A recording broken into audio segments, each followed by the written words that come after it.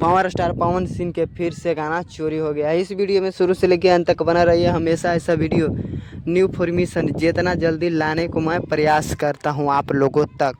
Power star Pawan Singh और गोलू राजा जो गाना दोनों टाइटल जो पावर स्टार पवन सिंह के जो टाइटल है ओढ़निया ये गोरी ये गाना।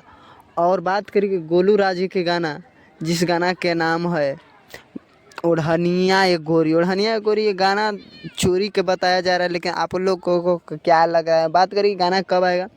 तो पवन सिंह की जिस गाना के नाम है ओढ़निया ये गोरी ये गाना 16 तारीख के सुबह 6:15 पर रिलीज कर दिया जाएगा।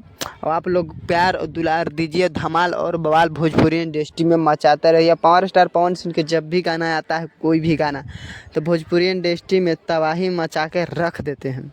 पावर स्टार पवन सिंह के जब भी गाना आता है तो भोजपुरी इंडस्ट्री में तबाही मचा के रख देते हैं। हम हमेशा ऐसा वीडियो आप लोगों तक जितना जल्दी लाने को मैं प्रयास करता हूं। अगर इस वीडियो पर नए हो तो इस वीडियो को लाइक और सब्सक्राइब जरूर करें। हमेशा ऐसा वीडियो न्यू फॉर्मेशन जितना जल्दी लाने को मैं प्रयास करता हूं। पूरा वीडियो देखने के लिए आप लोगों को धन्यवाद।